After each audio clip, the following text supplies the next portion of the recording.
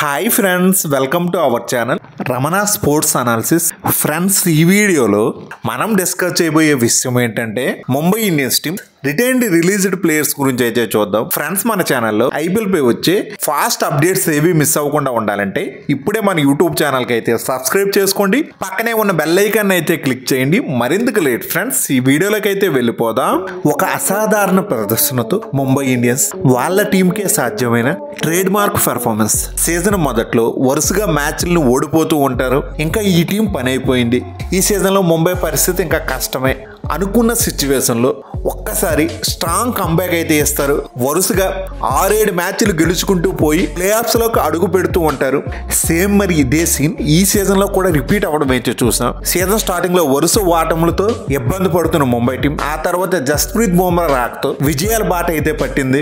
Play offs లో అడుగు పెట్టారు. గుజరాత్ టీం ని ఎలిమినేటర్ లో చిచ్చు చేశారు. ఆ తర్వాత క్వాలిఫైడ్ 2లో పంజాబ్ చేతిలో అయితే ఓటమి పాలయ్యారు. దీంతో టోర్నీ నుంచి నిష్క్రమించడం అయితే జరిగింది. గత 5 ఏళ్లలో ఇది సెకండ్ టైం క్వాలిఫైడ్ 2 నుంచి ముంబై టీం ఎలిమినేట్ అవ్వడం. ఈ సీజన్ లో ముంబై టీం అయితే 2 టైమ్స్ అయితే పంజాబ్ టీం అయితే దెబ్బ మీద దెబ్బ కొట్టింది. మొదట్లో గ్రూప్ స్టేజ్ లో టాప్ 2 కి వెళ్ళనివ్వకుండా చేసింది కూడా అప్పుడు పంజాబ్ టీమే. మళ్ళీ క్వాలిఫైడ్ 2లో మరోసారి దెబ్బ కొట్టి ఫైనల్ కి వెళ్ళనివ్వకుండా చేసింది కూడా పంజాబ్ టీమే. ఈ ఐపీఎల్ 2025 సీజన్ ఆక్షన్ అనంతరం 10 టీంలో the strongest team, best team ఏదైనా ఉంది అంటే ఆన్ పేపర్ టాప్ లో ఉన్నది ముంబై ఇండియన్స్. గత 5 సీజన్స్ నుంచి ముంబై టీం వరుసగా ఫైనల్స్ కి ఒక్కసారి కూడా చేరుకోకపోవడంతో ఈసారి ఐపీఎల్ 2026 అయితే పకడ్బందీగా అయితే ప్లానింగ్ అయితే చేస్తున్నారు. ఇప్పుడు ముంబై టీం దగ్గర స్ట్రాంగ్ టీం అయితే ఉంది, కానీ కొంతమంది ప్లేయర్స్ అయితే టీం కి అవసరం అవ్వని వాళ్ళు ఈ సీజన్ లో వాళ్ళని పెద్దగా యూజ్ చేయని వాళ్ళని రిలీజ్ చేసి నెక్స్ట్ సీజన్ లో ఒక పర్ఫెక్ట్ బ్యాలెన్స్ స్క్వాడ్ తో రావాలనుకుంటున్నారు. సో మరి దానిలో భాగంగా ముంబై టీం ఏ ప్లేయర్స్ ని రిలీజ్ చేయొచ్చు అనేది ఇప్పుడైతే చూద్దాం. ఫస్ట్ ముంబై టీం రిలీజ్ చేయబోయే ప్లేయర్ అయితే దీపక్ చహర్.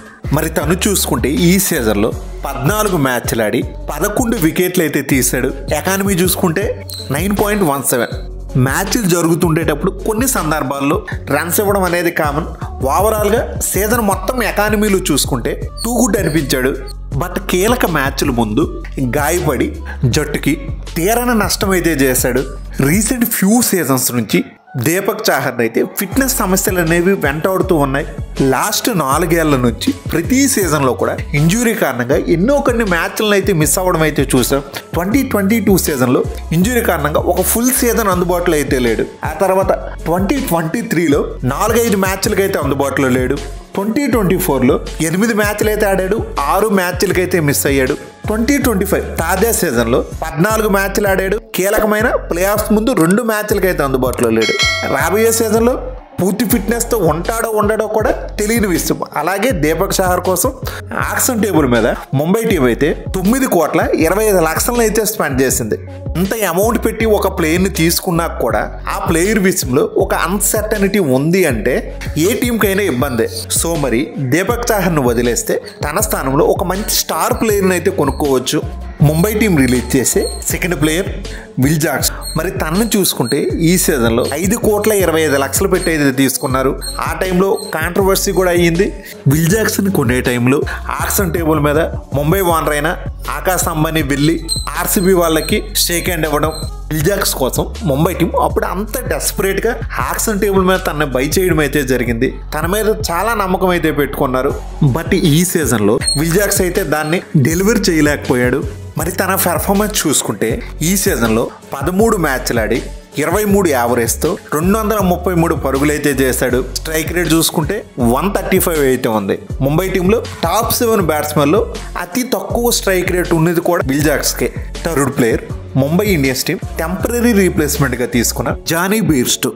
ప్లే ఆఫ్స్ టైంలో వాళ్ళ రెగ్యులర్ ప్లేయర్స్ అన్అవైలబిలిటీ వల్ల జానీ బెయిర్స్టో అయితే టీంలోకి వచ్చాడు. టెంపరీ రీప్లేస్మెంట్ కాబట్టి బీసీసీఐ రూల్స్ అనుగుణంగా తనని ముంబై టీం రిటైన్ చేసుకోవడానికి అయితే లేదు. యాక్చువల్గా ఆక్షన్ టైంలో బై చేసిన ఒరిజినల్ ప్లేయర్ అయ్యుంటే మాత్రం జానీ బెయిర్స్టో ఇచ్చిన పర్ఫార్మెన్స్ బట్టి అయితే ముంబై టీం తనని ఖచ్చితంగా రిటైన్ అయితే చేసుకునేవాళ్ళు. బట్ ఇప్పుడైతే అది కుదరదు.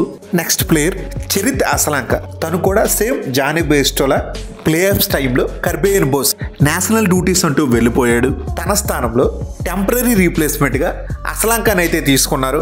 జస్ట్ స్క్వాడ్లో చేరాడు అంతే, బట్ తనకైతే ఆడడానికి అవకాశాలు అయితే లభించలేదు. నెక్స్ట్ ప్లేయర్ రాజ్ ఆనంగ్ బావా. మరి తనకు చూసుకుంటే కీలకమైన ప్లే ఆఫ్స్ టైం అప్పుడు 2 మ్యాచ్ల్లో అవకాశం అయితే లభించింది. దాన్ని ఏమాత్రం ఈ యంగ్స్టర్ అయితే ఒడిసి పట్టుకోలేకపోయాడు. పూర్తిగా ఫెయిల్ అవడం అయితే జరిగింది. మరి ఈ యంగ్ ఆల్రౌండర్ అటు బ్యాట్తో కానీ ఇటు బాల్తో కానీ తన మార్క్ని అయితే చూపించలేకపోయాడు. సో రిలీజ్ అయితే చేసేస్తారు. Next player Robin Minz. తనకైతే ఈ సీజన్లో స్టార్టింగ్ మ్యాచ్ల్లో ఒక 2 మ్యాచ్లు అయితే అవకాశం అయితే కల్పించారు. అక్కడైతే క్లిక్ అవ్వలేదు. దాని తర్వాత ముంబై టీం తనకు అవకాశాలు అయితే కల్పించలేదు. ఆడిన 2 మ్యాచ్ల్లో కూడా 6 పరుగులు మాత్రమే చేశాడు. తన తోటి యంగ్స్టర్ అయిన నమన్ దైర్ రాబిన్ మింజ్ లాగే లోయర్ ఆర్డర్లో ఫినిషింగ్లో వచ్చి తనైతే సక్సెస్ అయ్యాడు. రాబిన్ మింజ్ క్లిక్ అవ్వకపోవడంతో రిలీజ్ చేసే అవకాశాలు అయితే ఉన్నాయి. Next player Karan Sharma. మరి తను చూసుకుంటే ఈ సీజన్లో 6 మ్యాచ్లు ఆడి 7 వికెట్లు అయితే తీశాడు. పర్ఫార్మెన్స్ వైజ్గా ఓకే అనిపించాడు. బట్ టీంలో ఆల్రెడీ మిచెల్ శాంట్నర్ అయితే ఉన్నాడు. తనకి తోడుగా ఈ సీజన్లో ముంబై టీం ఫైండ్ చేసిన యంగ్ ప్లేయర్ విఘ్నేష్ పుత్తర్. మరి వీళ్ళిద్దరూ ఉండగా వీళ్ళను దాటుకుని రిటెన్షన్లో కరణ్ శర్మకి ప్లేస్ అయితే కష్టమే. పైగా యంగ్ ప్లేయర్ అయితే కాదు, ఫ్యూచర్కి భరోసా ఇచ్చే ప్లేయర్ కూడా కాదు. కాబట్టి ముంబై టీం అయితే తనని రిలీజ్ అయితే చేస్తుంది. నెక్స్ట్ యంగ్స్టర్ మన తెలుగు ప్లేయర్ సత్యనారాయణ రాజు. తనకు చూసుకుంటే ముంబై టీం మొదట్లో జస్ప్రీత్ బుమ్రా లేని టైంలో అవకాశాలను అయితే కల్పించారు. ఆ టైంలో చూసుకుంటే తను ఆడిన 2 మ్యాచ్ల్లో 1 వికెట్ అయితే తీశాడు. ఎకానమీ చూసుకుంటే 13.25 అయితే ఉంది. ఐపీఎల్లో అవకాశాలు దొరకడమే రేర్. అలాంటిది అవకాశం వచ్చినప్పుడు దాన్ని సద్వినియోగం చేసుకోకపోతే నెక్స్ట్ సీజన్లో రిటెన్షన్లో ప్లేస్ కూడా దక్కదు. Next Richard Gleeson Ryan Rickelton స్థానంలో టెంపరీ రీప్లేస్మెంట్గా అయితే వచ్చాడు. వచ్చిన తర్వాత అంత ఇంప్రెస్ చేసింది కూడా ఏం లేదు. టెంపరీ రీప్లేస్మెంట్గా వస్తే రిటైన్ చేసుకోవడానికి కూడా లేదు. నెక్స్ట్ రీస్ థాప్లీ. మరి ఈ సీజన్లో చూసుకుంటే తనకి ఆడడానికి ఒకే ఒక్క మ్యాచ్లో అవకాశం అయితే లభించింది. అది కూడా పంజాబ్తో జరిగిన క్వాలిఫైడ్ 2 మ్యాచ్లు. ఈ మ్యాచ్లో శ్రేయస్ అయ్యర్ రీస్ థాప్లీ మీద వరుసగా 3 సిక్సర్లు కొట్టిన తర్వాతే మ్యాచ్ టర్న్ అవ్వడం అయితే జరిగింది. సీజన్ మొదటి నుంచి అందుబాటులో ఉన్న పెద్దగా తనకి ఛాన్సెస్ అనేవి ఇవ్వలేదు. కాబట్టి ముంబై టీం రాబోయే సీజన్లో తనని రిలీజ్ చేసే అవకాశాలు అయితే ఉన్నాయి. Next Afghan spinners. ఫస్ట్ అల్లా గజన్ఫర్. తన్ని ముంబై టీం అయితే భారీ అంచనాలతో టీంకి ఉపయోగపడతాడని 4,80,00,000 పెట్టి కొనుక్కోవడం అయితే జరిగింది. తెరా చూసుకుంటే ఈ సీజన్ మొత్తానికి ఇంజురీ కారణంగా దూరం అయ్యాడు. తన ప్లేస్లో వచ్చిన ముజీబుర్ రెహమాన్ తనకు కూడా ఈ సీజన్లో ఆడడానికి ఒకే ఒక మ్యాచ్లో అయితే అవకాశం కల్పించారు. ముంబై సెటప్లో ఈ ఇద్దరు ప్లేయర్స్ కూడా సెట్ అవ్వడం లేదు కాబట్టి రిలీజ్ చేసే ఛాన్సెస్ అయితే ఉన్నాయి. Next lizard Williams. తన కోసం ముంబై టీం 75 లక్షలు పెట్టి స్పెండ్ చేసి తీసుకున్నారు. ఇంజురీ కారణంగా ఈ సీజన్ మొత్తానికి అయితే దూరం అయ్యాడు. అండర్ యూటిలైజ్ చేసుకుంటున్న ప్లేయర్స్ యాక్షన్లో కొని ఒక్క మ్యాచ్లో కూడా అవకాశాలు కల్పించిన వారు జాకబ్స్, కేఎల్ శ్రీజిత్ వీళ్ళని కూడా రిలీజ్ చేసే అవకాశాలు అయితే ఉన్నాయి. ఇప్పుడు మనం ముంబై టీం రిటైన్ చేసుకోబోయే ప్లేయర్స్ గురించి అయితే చూద్దాం. First player Jasprit Bumrah. తన కోసం 18 కోట్లు అయితే స్పెండ్ చేశారు. Second player Hardik Pandya. తన కోసం 16,35,00,000 అయితే స్పెండ్ చేశారు. Suryakumar Yadav 16,35,00,000. Rohit Sharma 16,30,00,000. Trent Boult 12,50,00,000. Naman their 5,25,00,000. Mitchell Santner 2 కోట్లు. Ryan Rickelton ₹1,00,000. విఘ్నేష్ పుత్తర్ 30 లక్షలు. అశ్విని కుమార్ 30 లక్షలు. కర్బేయన్ బోస్ 30 లక్షలు. అర్జున్ టెండూల్కర్ 30 లక్షలు. నేను చెప్పిన ఈ ప్లేయర్స్ అందరినీ రిటైన్ చేసుకుంటే ముంబై టీంకి వాళ్ళ టోటల్ పర్స్ వాల్యూ నుంచి 96,95,00,000 అయితే ఖర్చు అవుతాయి. మిగిలిన పర్స్ వాల్యూ 23,05,00,000. దీనికి లాస్ట్ ఇయర్ ప్లేయర్స్ని కొనుక్కోగా మిగిలిన బ్యాలెన్స్ అమౌంట్ 20 లక్షల్ని కలపగా దానికి తోడు ప్రతి సంవత్సరం ఐపీఎల్ ఆక్షన్ సందర్భంగా బీసీసీఐ అయితే మరొక ఎక్స్ట్రా 5 కోట్లను అయితే యాడ్ చేస్తూ ఉంటుంది. దాన్ని కూడా కలుపుకోగా మొత్తం టోటల్గా ఐపీఎల్ 2026 ఆక్షన్ టేబుల్ మీద చూసుకుంటే ముంబై ఇండియన్స్ టీం 28 కోట్ల రూపాయల 25 లక్షల పర్స్ వాల్యూతో అయితే రాబోతుంది. పర్లేదు, ఒక మాదిరిగా డీసెంట్ అమౌంట్. ఆల్రెడీ ముంబై టీంకి ఆల్ ఫేసెస్ అనేవి కవర్ అయిపోయి 1 నుంచి 6 స్థానాల వరకు Rohit, Rickelton, Tilak, Surya, Hardik, Naman their ఇక్కడ వరకు అన్ని ప్లేసులు కవర్. ఆ తర్వాత శాంట్నర్, బోల్ట్, బుమ్రా ఈ ప్లేసులు కూడా కవర్ అయ్యాయి. మధ్యలో 7 and 8 పొజిషన్స్లో ఒక మంచి ఫారెన్ ఫినిషర్, ఒక మంచి genuine wicket taking fast bowler ఉంటే చాలు.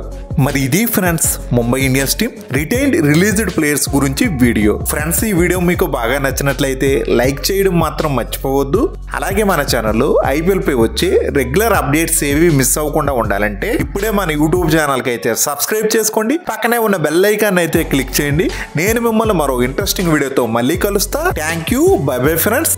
జై హింద్.